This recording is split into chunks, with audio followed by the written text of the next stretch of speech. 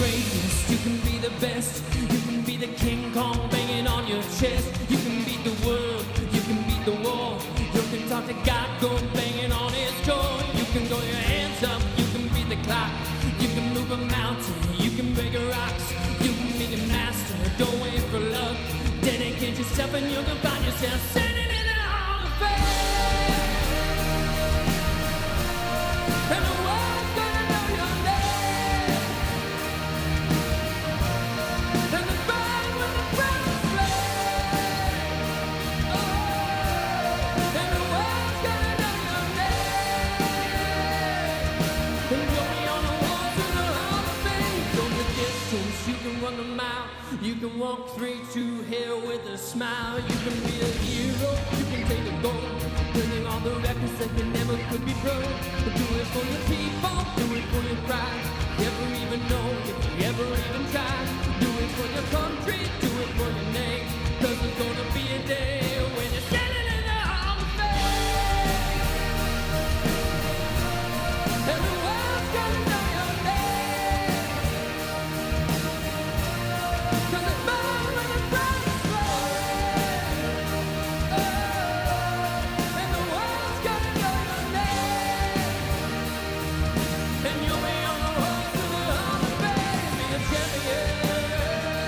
You can be a champion. You can be a champion. You can be a champion.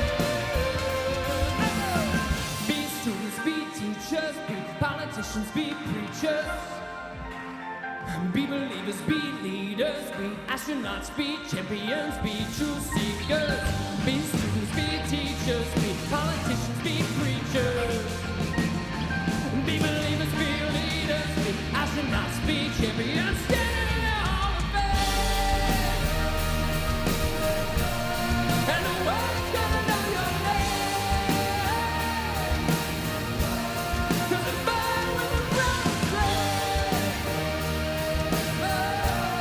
And the world's gonna know your name. And you'll be on the wall to the Hall of Fame. And be a champion. You can be a champion.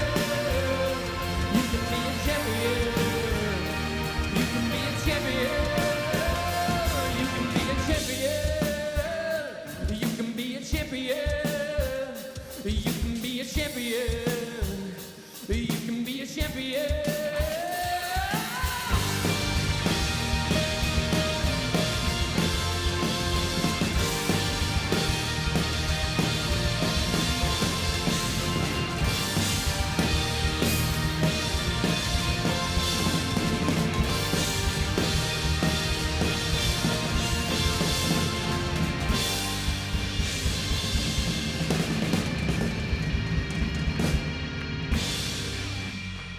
Well, hey, let's give it up for Brad and the band one more time.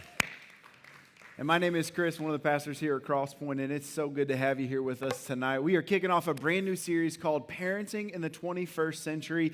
And if you hear that and you immediately decide, like, I'm checking out, this is for everybody, Brad. This one is here for everybody. And this is, if you're a grandparent or maybe an aunt or an uncle or a coach or a leader, a teacher, whoever you might, maybe you want kids sometime in the future, this is a series you're going to want to lean into. Which is exactly why we do a song like Hall of Fame, because it talks about students and teachers and all of it, right? Isn't that wild? It's like we planned it or something, It's like Chris. it connects. Yeah. Crazy.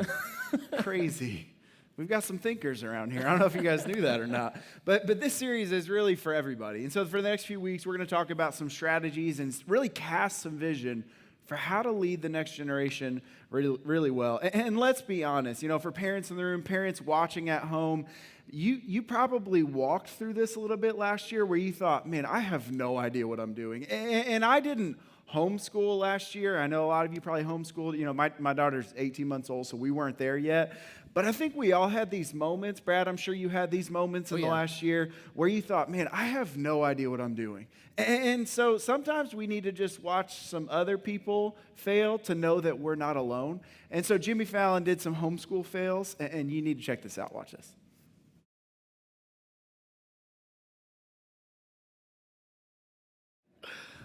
Right? I mean, I don't know. I don't know if you have those I moments. wasn't sure what tea was. I mean, like. You didn't know. Well, where I that thought I wasn't sure what kind of drink she was drinking. Well, so that starts with tea. wine.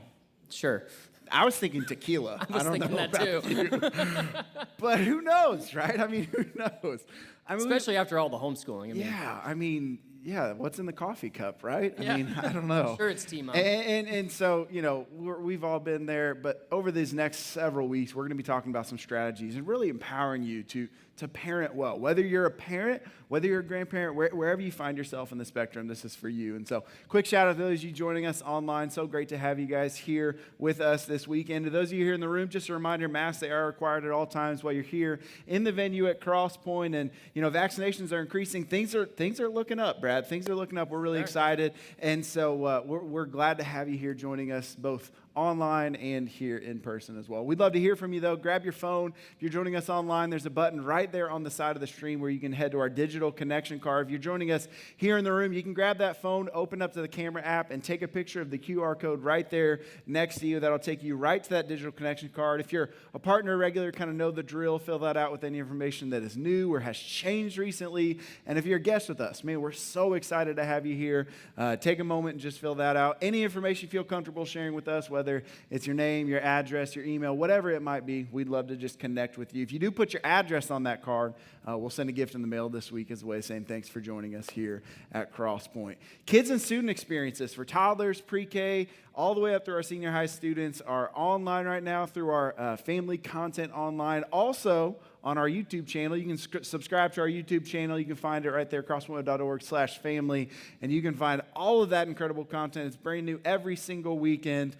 But wait, you got to hit the bell, though, right? you do have to hit the bell. Got to hit the bell. So There you get go. the notifications for those Exactly. videos that come out each and every week. And so go ahead, subscribe to the YouTube channel. But Brad, we've got something really I exciting know you're real happening. excited about it. I What's the know. exciting news? I'm really excited about this.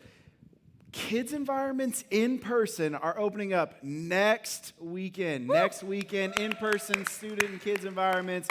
They'll be available at the 9 a.m. service. Pre-registration, it will be required. You will get an email next Tuesday with information. Everything you need to know to get registered, get your kids ready to go for next Sunday at the 9 a.m. service. And there's a big opportunity here with this. If you want to join one of these kids volunteer teams, just let us know. You can mark that on your connection card, head on, or just push the button on the app or on the stream right there, and that'll take you directly to us. We'd love to connect with you and get you involved in one of these kids volunteering opportunities. And CSM's got in-person small group happening Monday nights right here on campus at Cross Point. Great opportunity for your kids to connect with their friends and with others with appropriate protocols in place. If you want more information on that, just mark that on your connection card and we will get that to you. And we got small groups resuming. Small groups are kicking off again this week. We'll have 5 weeks of small groups running through this series, Parenting in the 21st Century. So if you're looking to be in community, maybe you want to join an online group. We'll have some in-person groups happening as well, groups for men and women and groups for everybody. We've got groups for everyone all across the board.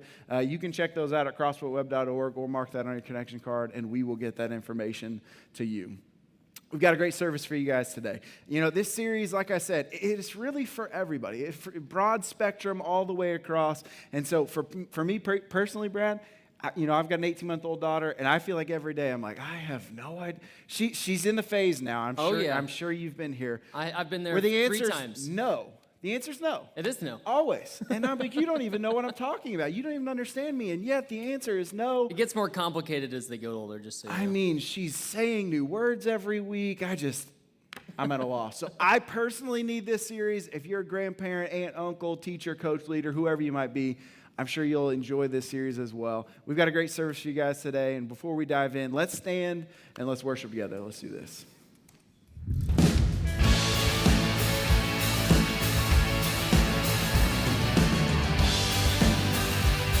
Put those hands together today.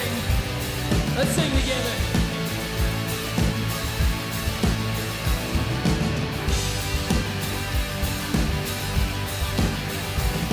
Our lives, our hearts, our hands, we're reaching out to see you move again. We can hardly wait. Come flood this place. We're ready now. It's all about to change. Let your kingdom come.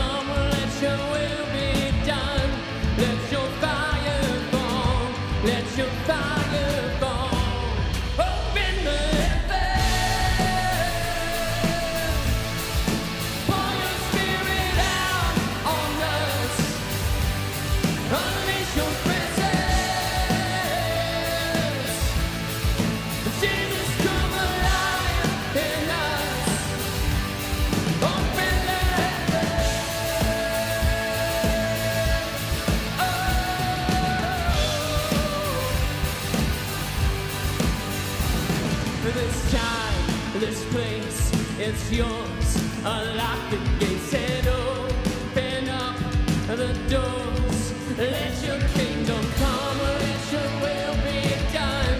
Let your fire fall, let your fire fall. Open the heavens, pour your spirit out on us. Unleash your presence.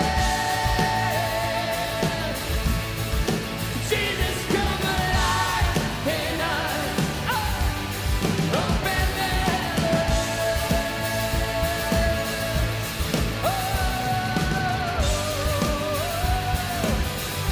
Sing darkness trembles. Darkness trembles. Mountains shake. What was dead now comes away. Every captive breaking free. Right now, right now, right now. Sing that with us. Darkness trembles, mountains shake. What was dead now comes away. Every captive breaking free. Right now, right now, right now. Open the heavens. Pour your spirit out on us. Unleash your presence. Jesus, come alive in us. Open the heavens.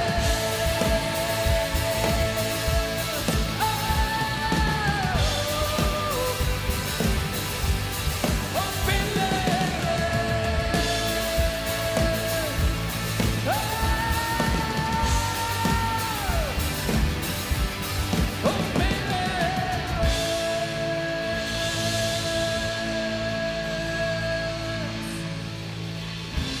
We're gonna keep singing together, keep those hands moving. We're gonna continue to sing and sing about how there is moments where God can touch earth and do something amazing in us. Sing this with us.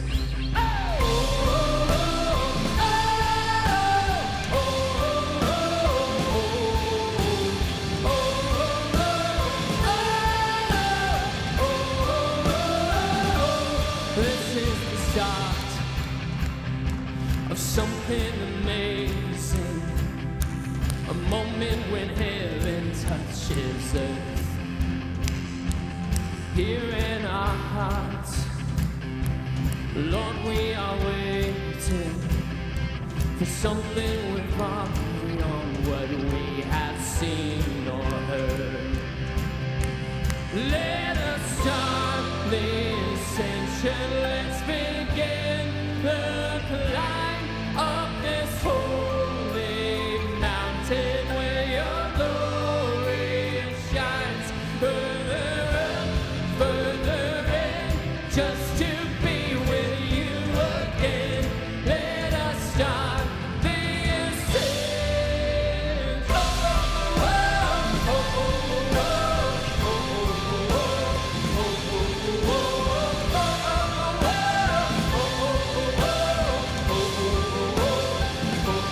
fixing our eyes on glory and fire.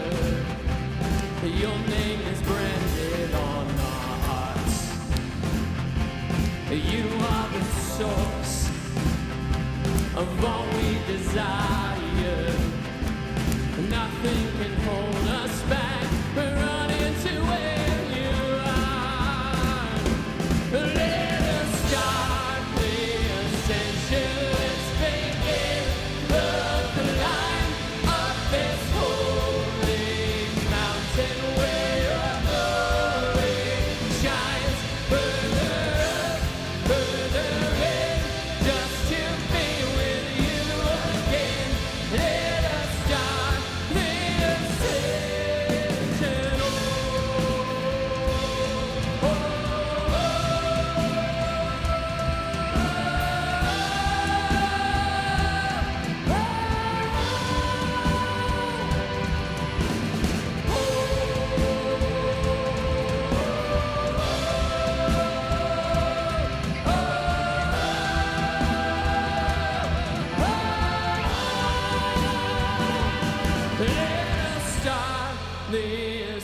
ascension. Let's begin the climb up this holy mountain where your glory shines further up, further in, just to be with you again.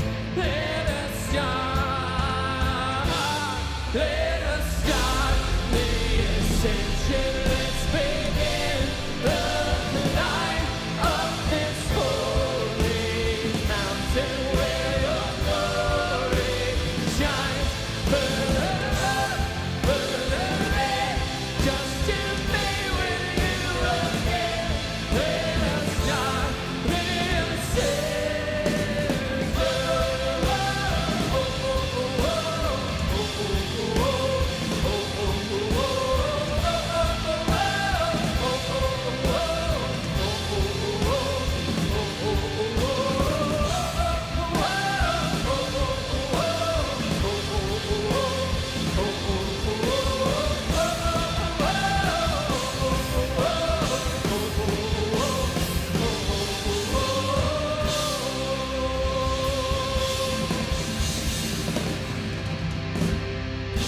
Oh, man, let's give it up for these guys this weekend. Man, great music. And go ahead and grab a seat. You know, I get excited about that song. You know, it starts out, we're at the start of something new. And I think for a lot of us, I think we're going to be experiencing that. So excited to have you here with us this weekend. If we haven't had a chance to meet, my name's Curt. And if you're here for the first time, man, we certainly hope it's not your last time. And for those of you tuning in online, it's so good to have you join us from wherever you may be joining us from here in our city, in our state, even around our nation or world. Now, this is a great time to be joining us here because we're at the front end of a brand new series, and I want to talk to parents, grandparents, want to be parents. You know, if you're not a parent, but you hope to be one day, uncles, aunts, educators, I mean, anybody who feels the weight of preparing and kind of enabling the next generation. I mean, I'm talking infants, children, middle schoolers, you know, high schoolers, and just preparing them for life. And so over these next few weeks, we're going to talk about parenting. And today, one of the things I want to help us see is how much the physical parenting realm actually mirrors God and how he operates in the heavenly realms. And so one of my favorite quotes is from former Secretary of the Treasury, Catherine Ortega. And she says something really fascinating. She says, my signature appears on 60 billion of U.S. currency. More important, however, is the signature that appears in my life, the strong, proud, assertive handwriting of a loving mother and father. And that's true right there. Man, I tell you what, our parents have affected who we are, whether that be for the negative or for the positive. And God, when you think about God, God actually likens himself to a parent as well. He calls himself our Heavenly Father. So we're going to kind of go back and forth today on these two realms, kind of the physical parenting realm and the spiritual realm, the way that God builds into us, because that's what he does. Now, as we do, there's going to be some things that I'm going to say today. They're going to be, somewhat countercultural. You may not agree with everything that I share, which I'm like, do they ever agree with everything I share? Probably not. But at the same time, I'm going to give you some applications. I'm going to talk about some things we do in our family. You're going to have to figure out what this looks like in your context, all right? But my goal is I want to push you. I want to challenge you. I want to kind of get you to a place where you might try some new things that are not normal for you.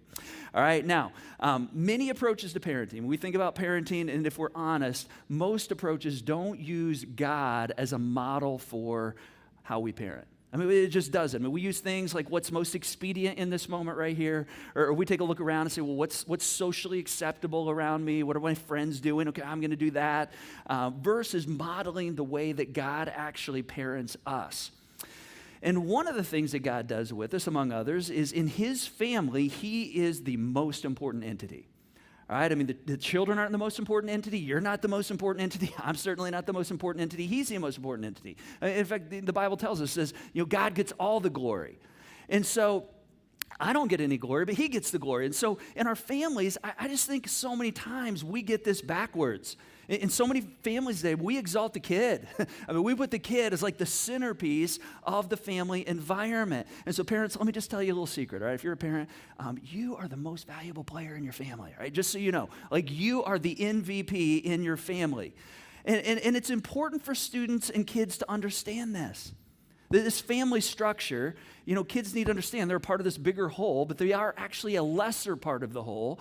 And the reason this is so important, and the reason as parents, you are the most important player in the families because you're building and setting vision for the entire family unit.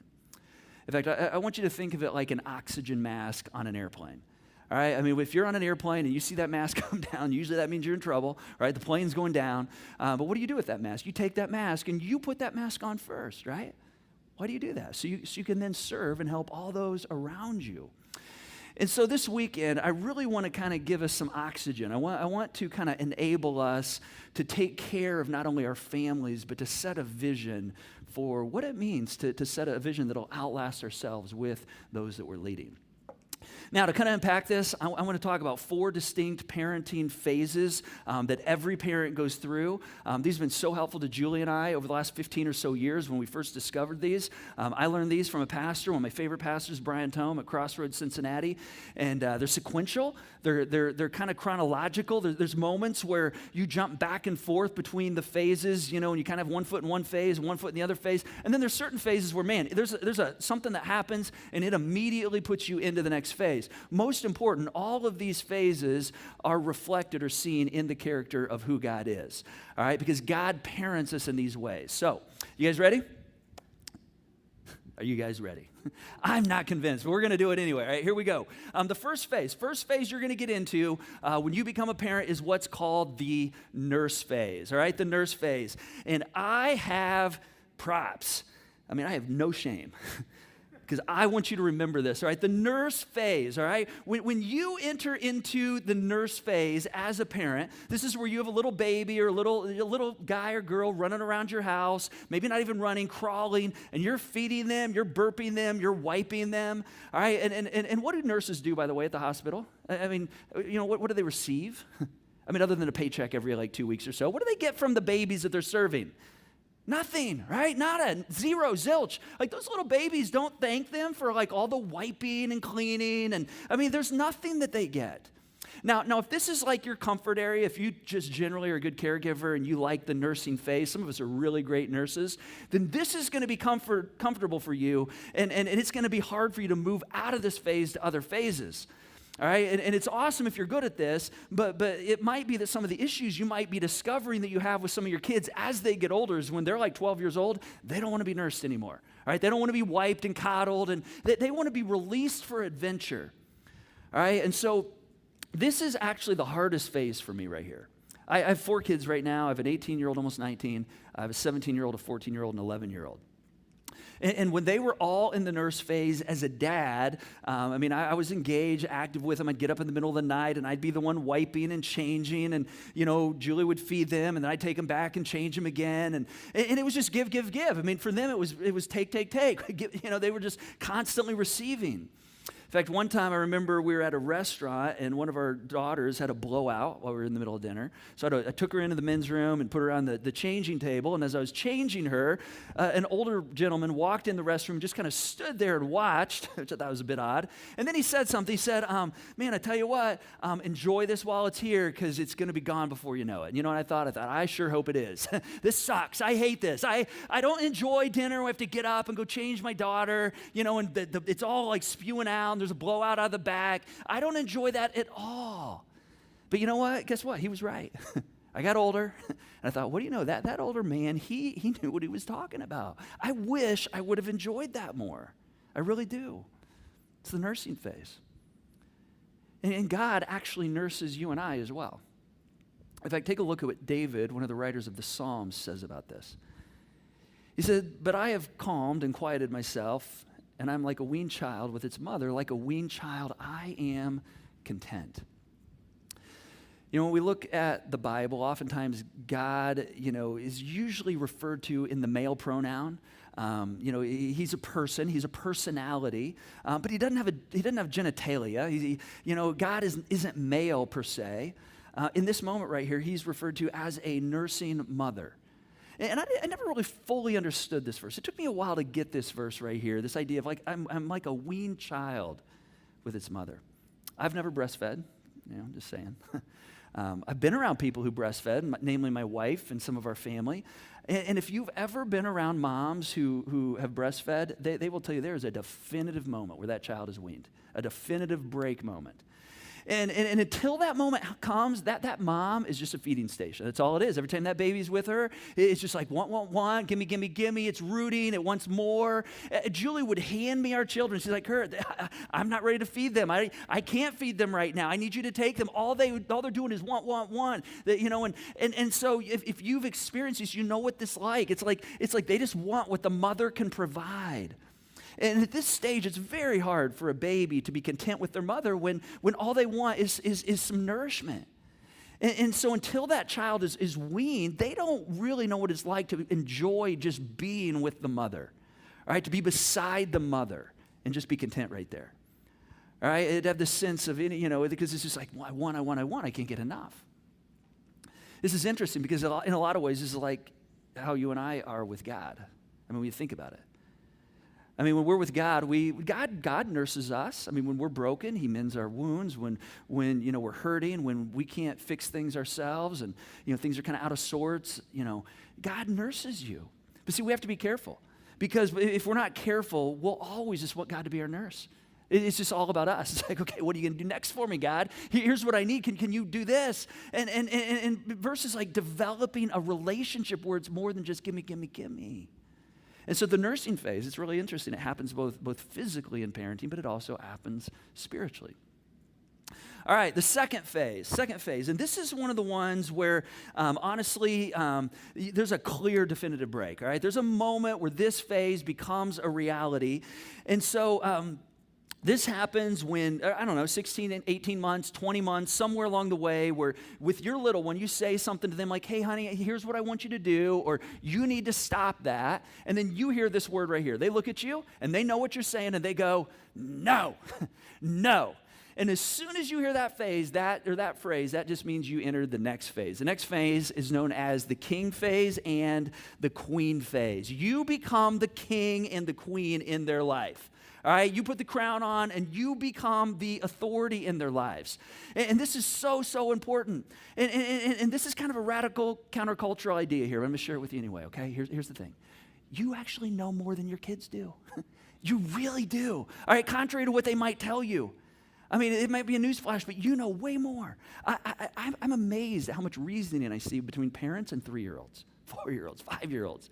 Listen, that'd be like Jeff Bezos and myself, like reasoning over financial strategies. He would be like, listen, I'm like heads and shoulders above you. He wouldn't even take the time to do that, right? Honestly, I see parents reasoning with 3, 4, 5, 6-year-olds all the time. They don't need reasoning, right? They need a very, very like absolute clarity. Your role is to bring absolute clarity, absolute reality to them. There's a very definitive mark that happens when you king and queen your child. All right, what do kings and queens do? They discipline. All right, they put things in order. They bring reality. They establish themselves as the authority. They love their kids enough to say, listen, my choices are always going to be better than yours. I hate to tell you, but they're always going to be better. In fact, my view of reality is always going to be more accurate than yours. All right, because that's what kings and queens do. Book of Hebrews, writer says this: when the Lord punishes you, don't make light of it, and when he corrects you, don't be discouraged. The Lord corrects people he loves and disciplines those he calls his own. Be patient when you're being corrected. This is how God treats his children. Don't all parents correct their children? God corrects all of his children, and if he doesn't correct you, then you really don't belong to him. Our earthly fathers correct us, and we still respect them. Isn't it even better to be given true life by letting our spiritual Father correct us? So this writer says that God disciplines us. He corrects us. He teaches us to be more disciplined. This is what queens do. This is what kings do. I mean, this is saying, that if you're vested in someone, whether they're biological or adopted, you king and queen them. You discipline them. All right? If you don't, it's almost like I don't love this kid. He's almost like you're not a part of my family if I don't discipline you. It's one of the ways I show you that I love you instead of taking the easy way out. And by the way, just like a parent kings and queens their kids, God kings us, right? I mean, for some of us, the blockage in our spiritual life right now is this reality that, like, you've never settled the fact that he's king. Like, you've never settled the fact that he's the master. Like, his way goes. I mean, we like this God concept. We like this idea of, okay, God, I want your grace. I want that. But when it comes to following you and following what you say, I mean, listen, your way, my way. You've just never settled the fact that God's king. All right? You want God to keep nursing you. And there's this major thing that happens when you go, okay. All right, you're the king. I'm not. I'm going to submit to you.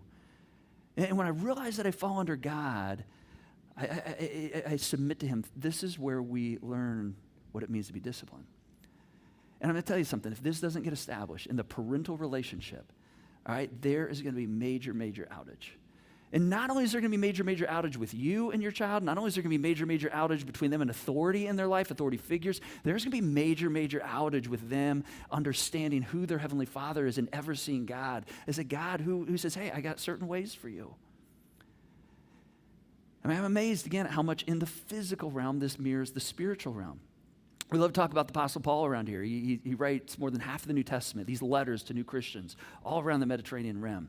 He writes this letter to Christians in Ephesus. In fact, here's what he says. He says, children, obey your parents in the Lord, for this is right. Honor your father and mother, which is the first commandment with a promise. So he says, hey, this one, you do this one, there's actually going to be something that comes your way. Here's what the promise is. He says, so that it may go well, first part of the promise, your life's going to go well, and that you're going to enjoy long life on earth. Second part of the promise. He says, these are the benefits right here when you get your kids to obey you. So he's saying, kids, obey, not don't reason with them, don't dialogue. He says it's going to go well. You're going to have a long life when you get them to obey. And then in the same way, he goes on. He says, fathers and mothers, by the way, do not exasperate your children. Instead, bring them up in the training and the instruction of the Lord. Now see, this verse is kind of hard for some of us right here. All right, what I'm about to say is going to be hard for some of us because some of us, our parents have exasperated us. I mean, they disciplined us in unhealthy ways when we were growing up. Maybe they disciplined us in the wrong way. You might just mindlessly be following that path. I mean, if you were abused, you might be abusing because you just don't know another way, and so you mindlessly fall into that pattern. Or we go the other way. We say, well, I'm not going to discipline my kids at all. I mean, they were so harsh. I'm not going to do any of that. And so we swing to the total opposite end. So as parents, we're not to exasperate, but we have to get our children to obey. We have to. All right, just like God has to get you and I to obey. Let me say that again. God wants you to obey.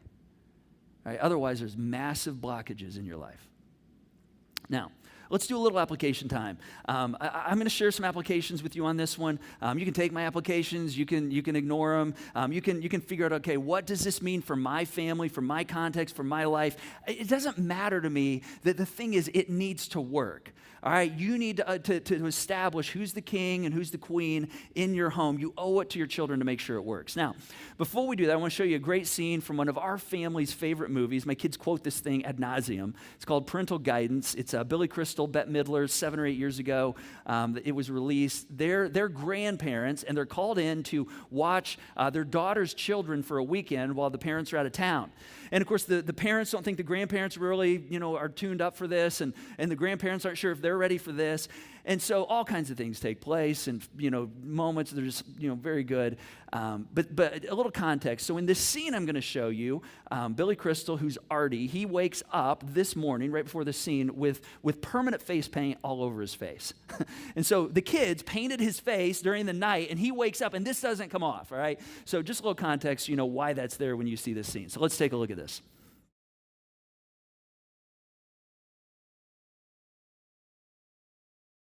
Oh, come on. Have we not had those moments when you're at the store and you're like, that kid, he just needs the daddy spanked out of him, right? Like he needs to learn the word no. It's so funny how we can observe this in other people's kids. We don't see it in our own, right? So much harder to see it in our own kids.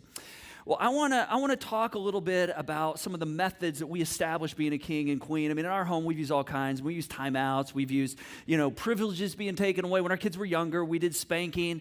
You may or may not do that. You got to figure that out. What I want to share with you here today is I want to give you 3 stands, if you will.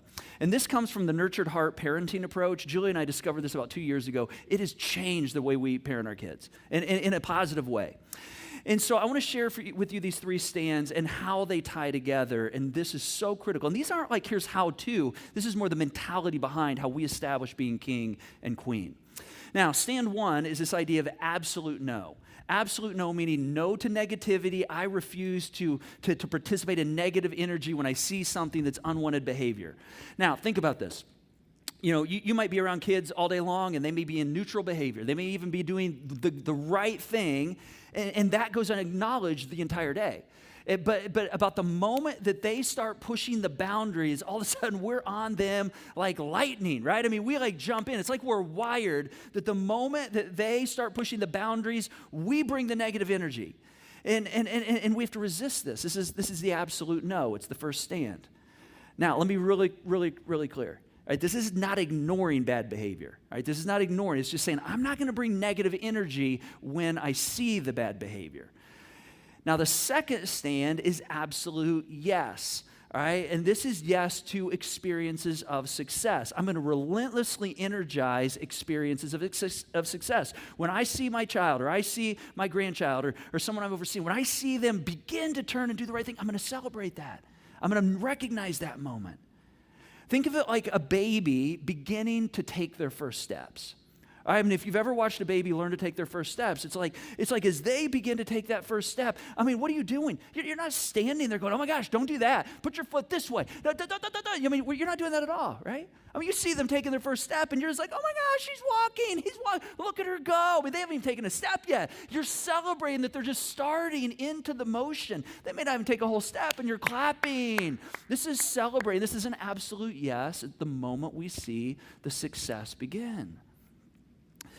Now, the third stand that brings these two together is called absolute clarity. Absolute clarity. And this is where we have to maintain clear rules. We establish clear rules, very clear rules, and always give brief and unenergized consequences when the rules are broken.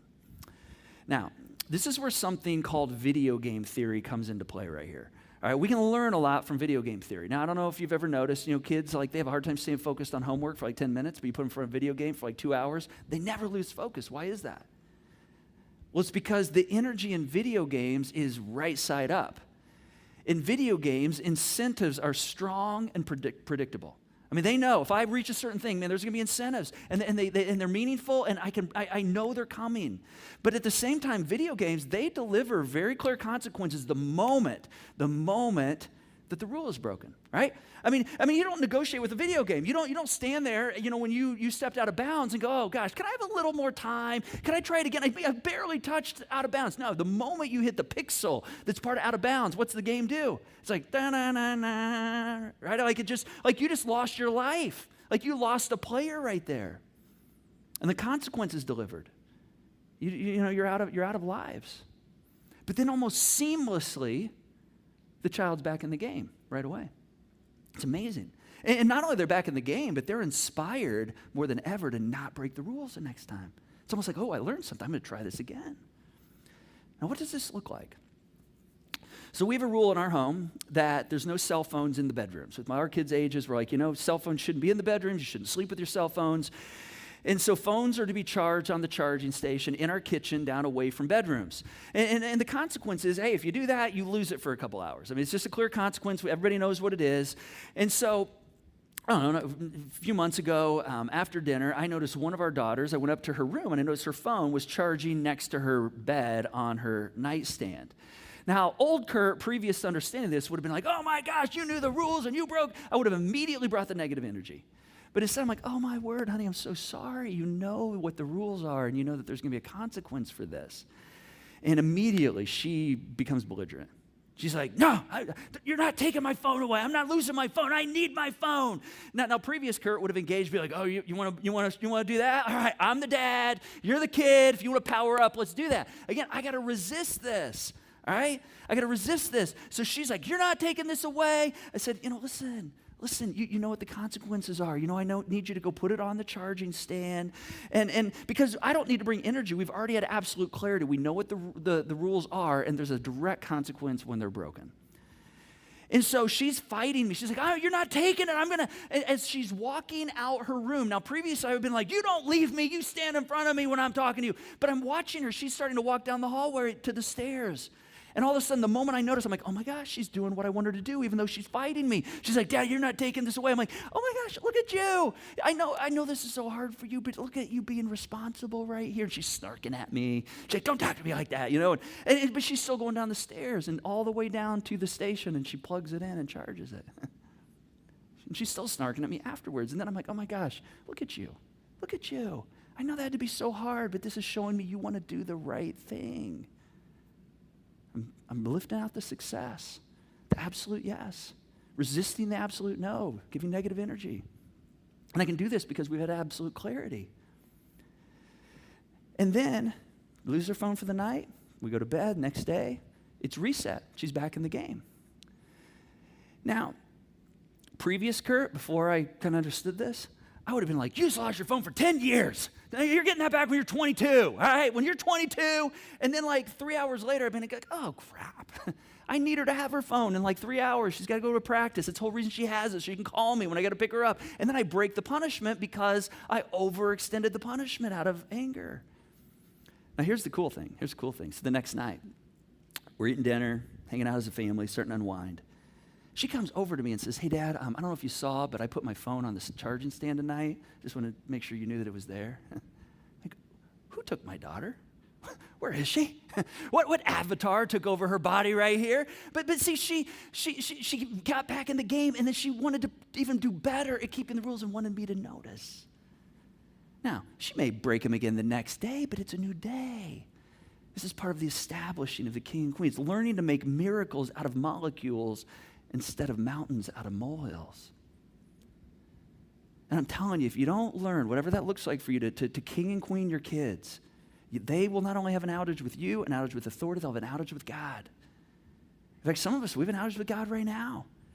I mean, because we've never been kinged, we've never been queened. I mean, you know, Jesus says, hey, I want you to love your enemies. I want you to pray for those who persecute you. Don't take vengeance. But, you know, you're taking vengeance. You're like, I don't care what Jesus says. I'm doing it my way. Because you've never been kinged. You know, I've friends who've known Christ for years, 10 years, 20 years. They've been baptized, following Jesus for years, and yet they've never done the no-brainer thing. And I don't mean no-brainer like no-brainer easy. I'm talking the no-brainer obvious thing of tithing, of giving 10% off the top of their income back to the work of God. It's not a money issue. It's a king issue. They've never learned obedience. They've never learned what it means to be kinged. Listen, the king knows better. The king knows better than culture. The king knows better than any media, than even parents, and anybody. He takes us and he bends us toward his purposes. And it's difficult at times, but it's the process that grows us. The next phase. This is called the coaching phase. All right, and this is when, you know, we get into the 10 to 14 year age, and this isn't like an automatic. This is like you toggle between king and coaching, and in this phase, my hat is a coaching hat. My hat is a coaching hat. You know, in the coaching phase, I mean, think about this. In ancient culture, great kings were on the battlefield with the warriors, because they're like, the warriors can't make the decisions. I have the best view of what's going on, so I'm on the battlefield with the warriors. That's what kings do. Like, you're not prepared to make the decisions. But when you begin to put the coaching hat on, you step off of the battlefield and you allow your children to begin to move and operate within the field of play. And your role is to go, okay, I'm going to coach you. I'm going to coach you. All right, I'm not going to play. I'm not going to make the decisions, but I'm here. I'm going to encourage you. I'm going to step back. I'm going to coach. Now here's a major thing. Major thing. Many people are never able to get out of the king phase. I can tell you how often I see 20-year-olds, 30-year-olds, 40-year-olds who are still being kinged by their parents. All right? They don't want to be king. They want to be friends, actually, which we'll talk about in a moment. In fact, the Apostle Paul again talks about this in one of his letters to the Thessalonians. He says, for you know that we dealt with each of you as a father deals with his own children, encouraging, comforting, urging you to live lives worthy of God. Look at these words, encouraging, comforting, urging. These are coaching words. Come on, you can do it. That's what a coach does. Discipline is not physical in this realm. I mean, for us, it might be verbal discipline. It might be taking away some privileges or a car or electronics or something like that. It's allowing our kids to operate in the field of play and make their decisions while we're there saying, all right, you can do this. We've kinged you. You know kind of what's expected. Now you get to put it into practice. So a king and a queen, Julie and I, when we've been in this phase with our kids, we may say things to our kids like, hey, here's God's plan for your sexuality. Here's what God wants for your sexuality. You know, he wants the highest level of human intimacy to match highest level of commitment. Marriage, highest level of commitment. Intimacy, anything that's sexual, involves licking, touching, inserting, any of the like. That needs to be reserved for the highest level of human commitment. All right, and it's awesome, by the way. It's awesome, but you know, when you do that, man, your life's going to be so much better. Your relationships are going to be so much healthier. All right, it's going to be awesome. Now, when our kids begin dating, I've got a 14-year-old. She hasn't begun dating yet. But if, say, she were to come to me and say, hey, Dad, I've got a 16-year-old boy that really likes me. Can he come pick me up in his car? He wants to take me out on a date. You know what I'm going to do? I'm going to take the coaching hat off. I'm going to put my king hat on. I'm going to be like, absolutely not. She's like, but Dad, he's so nice. I'm like, yeah, but I'm a boy, and I know what boys do in cars, and that's not a good idea. Like, I'm going to king this. I'm going to trump this because I know more than you know at this point in your life right now. All right, and so I'm going to trump that right there. Now, you know, when they begin to move, this is where you kind of go back and forth. Now, when they get 16, 17, 18, the conversation changes. We've done the king and queening. All right, we've done that before. And so when they begin dating, the thing we begin to say is, you know, things like, you know, what are you thinking sexually? I mean, you know, we've talked about this, but now you're in a dating relationship. I'm sure this is kind of hard. I mean, I'm sure there's a lot of temptation going on in your life right now. All right, like how are you guys talking about this? Are you talking about the boundaries that you know, you want to have established, and like how far you're willing to go? And like these are the conversations we begin to have. And you might be thinking, awkward, right? But like, I want to know. I want to coach. Hey, you know, and I'm here, but I'm not going to make the decisions for you. I can't make the decisions for you anymore. I'm coaching. I tell you what, when you've nursed and you've kinged and queened, and now you're coaching, this is a very, very beautiful thing. And listen, it doesn't always go the way you want. Just like a coach on the sideline, game doesn't always go the way the coach's plan wants. Sometimes you're coaching and it just doesn't go that way. And you got to be okay with that because you're allowing them to operate on the field of play. See, I operate best as a coach. In fact, even my role here at Crosspoint, when I think of what it means to be a pastor, I don't really feel like I fit that very well. I've talked about that before. I'm better as a spiritual coach. I mean, I try to give you insights. I try to kind of urge you to, you know, hey, steer away from this. Think about this. I try to give you things to consider. But I'm not going to play the game for you. You got to own the game. And see, this process is very universal. I mean, you can apply to parenting. It's how God parents us. But it's also how you develop people. It's just how you develop people. And then the final phase, there is no hat for this one. It's the friend phase.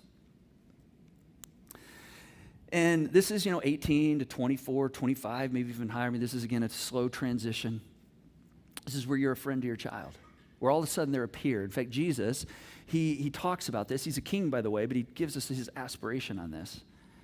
He says, you are my friends if you do what I command, meaning we've gone through the nurse and the king-queen phase, so we've kind of got that established. I no longer call you servants because a servant does not know his master's business, Instead, I've called you my friends for everything that I've learned. I've trained you. I've brought you up to speed. Everything I've learned from my Father, I've made known to you.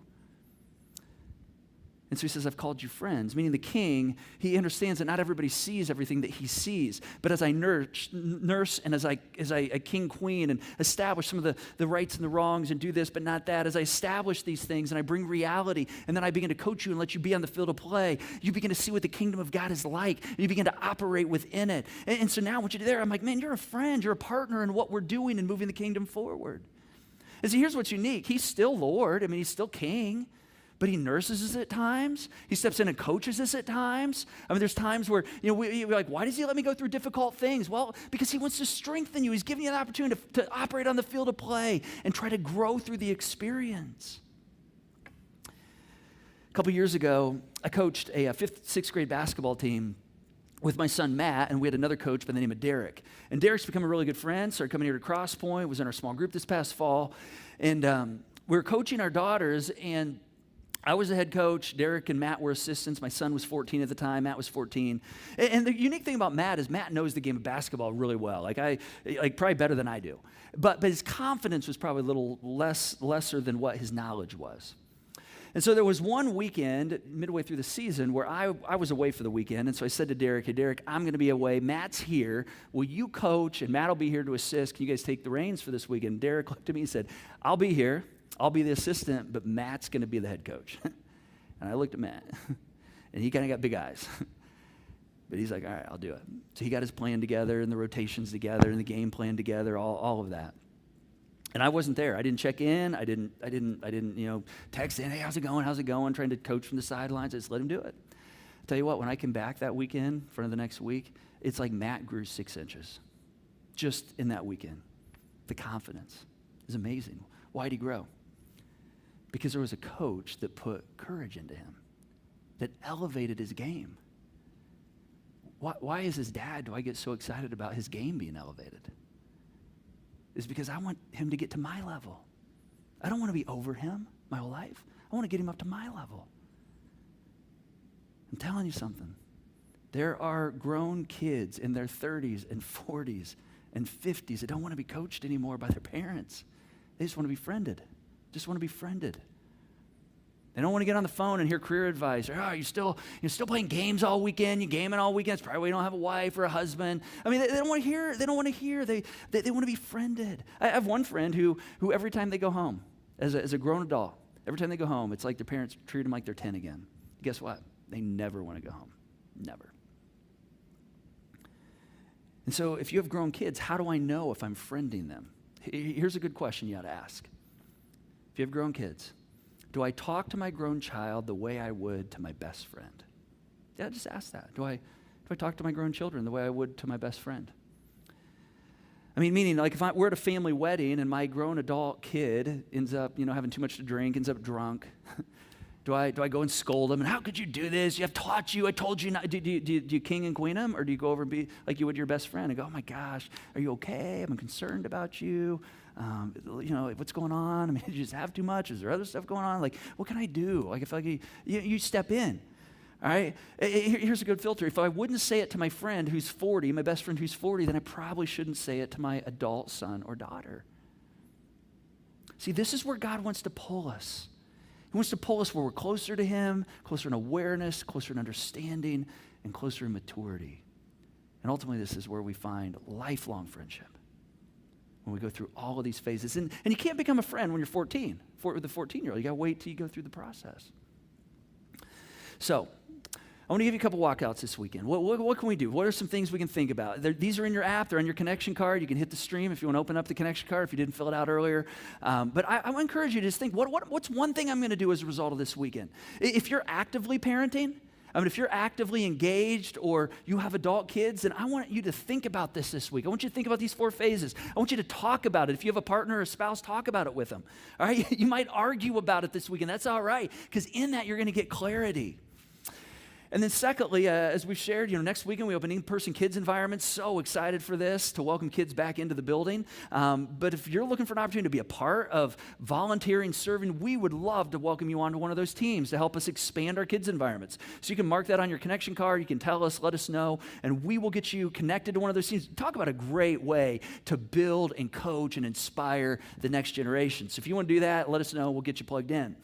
And then I hope you return next weekend as we head into week number 2 and continue this discussion here. Pick your seat, pick your service, wherever you're going to connect. Now, if you're online, maybe you want to like us on Facebook or subscribe to our YouTube channel, or maybe just hit that button, stay connected, give us your email address so we can keep you in the loop of what's going on so you can be in the know. Last verse, Psalm 127. It says, like arrows in the hand of a warrior are the children of one's youth. Blessed is the man who fills his quiver with them. Quiver, for those of us who don't know, is something that you put your arrows in over your shoulder. And this psalmist says, blessed is the man. Why are they blessed? Because they're creating lifelong friends right here. But the other thing that happens is you begin to pull these quivers out, and you begin to point them in a direction. You begin to steer them in a direction. And God's not having a purpose of coddling you so that you can be comfortable and have a predictable life. That's not his purpose, by the way. He wants you to have a purpose. And he's grooming you and bending you toward his purposes. This is what he does with us, and this is what we have the opportunity to do with our kids. It's amazing, absolutely amazing. And this is where we'll pick it up next weekend. So let's stand. Let me pray for us. We're going to sing one more song. Heavenly Father, man, what an amazing picture of what it means to be parented that you paint for us throughout history. And Father, I just pray that wherever we are individually, personally, in this room, that you would take us to the next place. That's what great parents do. That if we're in the nurse phase or the king, queen phase or even the coaching phase, just move us along, bend us, continue to develop us to the next phase. And Father, for those of us who are actively involved in parenting, or we have adult kids, or we shape kids in any way, shape, or form, God, just help us to know what to do with what we've heard and to take this and to implement it, because we want to get this right. We really do. And we need your help, and we pray that you give us your spirit and your wisdom as we do this. And we pray these things, Jesus, according to your name, Jesus, who chased after us and led us this way.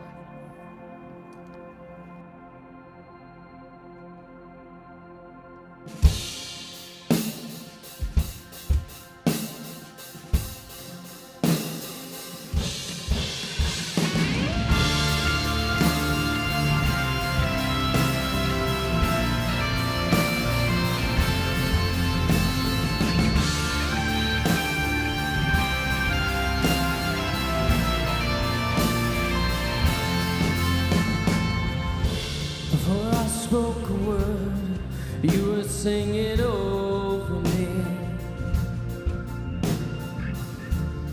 You have been so, so good to me.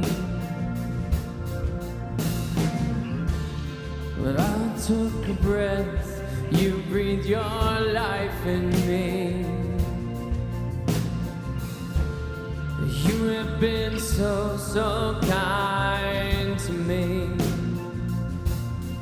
Oh, the overwhelming, never-ending, reckless love of God.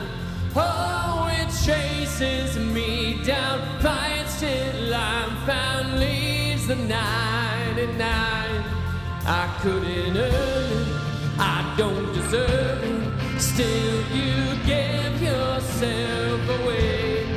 Oh, the overwhelming, never-ending, reckless love of God.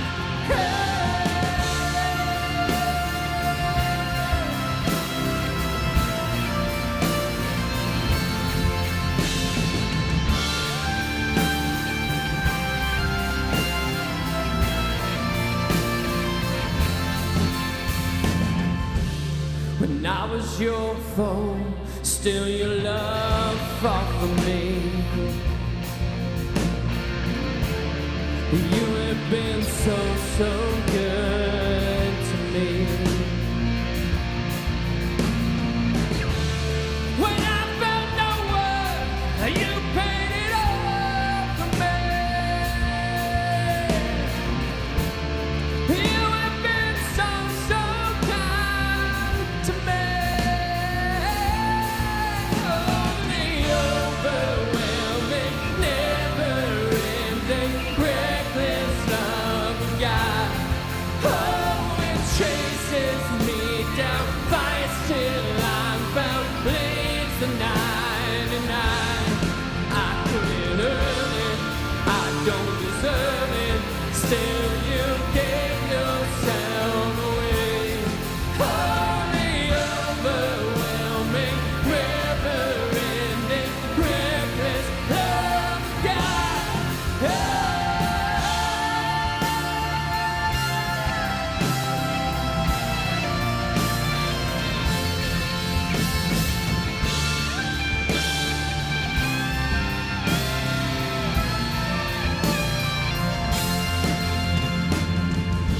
So shadow you won't light up, mountain you won't climb up, coming after me. So wall you won't kick down, lie you won't tear down, coming after me. Snow shadow you won't light up, mountain you won't climb up, coming after me. So So wall you won't kick down, lie you won't tear down, coming after me. So shadow you won't light up, mountain you won't climb up, coming after me. So wall you won't kick down, lie you won't tear down, coming after me. So shadow you won't light up, mountain you won't climb up, coming after me.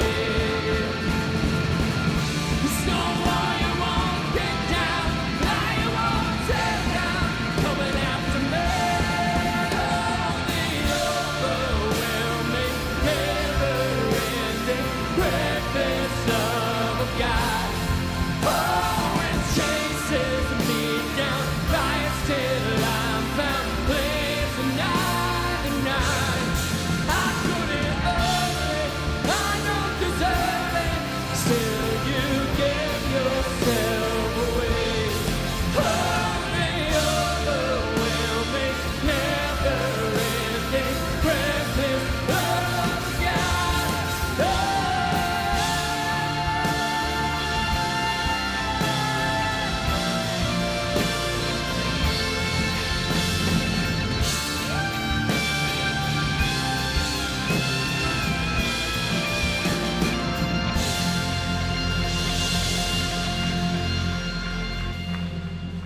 Well, hey, real quick before we get out of here, just a couple of quick things. If you haven't done so yet, go ahead and hit send on that digital connection card. If you find yourself in need of prayer today, text the keyword need prayer to 25827. Remember, our prayer team would love to call you and pray with you today. And we want to continue to thank you for your generosity through the Joy Box. All right, we're going to do this a little differently this week. We're not going to have everybody come down the aisles. You didn't all come in at the same time, so please be mindful of everybody else as you're exiting, and we'll see you next week. Let's be intentional this week. We'll see you.